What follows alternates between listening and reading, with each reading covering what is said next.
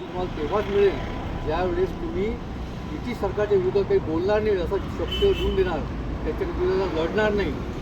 आणि त्याच्या मोबदल्यात त्यांना सर्व ऐश्वर्य मिळणार होतं. त्यांना व्हाईसरायपर्यंतची ऑफर आली होती की ते सुद्धा तुम्हाला मिळणार. पण त्यांनी देशाकरता ते सर्व त्यागून त्यांनी म्हटलं की एका डिग्रीच्या कागदाकरता भारत मातेशी बेईमानी करणार नाही. इतके महान विचार असलेले सावरकर आपल्यात आहेत.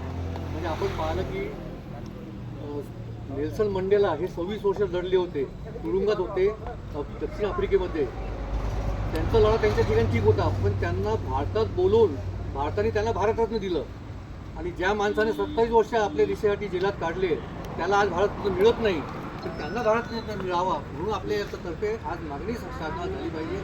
अशा लोकांना दिली पाहिजे. आपण दिशेला देतो.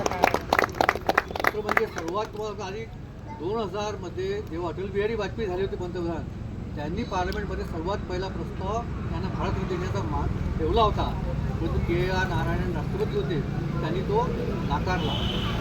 नंतर तेव्हा 2014मध्ये मोदी झाले पंतप्रधान, त्यांनी जेव्हा पंतप्रधानाची शपथ घेतली त्याच्या दुसऱ्याच दिवशी सावरकरांची जयंती होती आणि पार्लमेंट हाऊसमध्ये जाऊन त्यांनी सर्वात पहिले सावरकरच्या प्रतिमेचं पूजन केलं. भाजपने त्यांचे विचार एवढे होते की त्यांना सावरकरांबद्दल त्यांना तेवढा आदर होता. आजही हिंदूचं नाव निघालं, हिंदू राष्ट्राचं नाव निघालं तर सर्वात आधी सावरकरांची प्रतिमा आहे. ही आपल्यासाठी फार मोठी गोष्ट आहे. बरेचसे माझ्याकडे चांगले बोलणार आहे, पण याचे अभ्यास नाही आहे. स्वातंत्र्य निघाल्याचे जे विचार आहेत ते प्रत्येक लोकांपर्यंत पोहोचावे, त्याच्याकरता आज चांगले वक्ते, चांगले लोक निर्माण झाले, त्याचा अभ्यास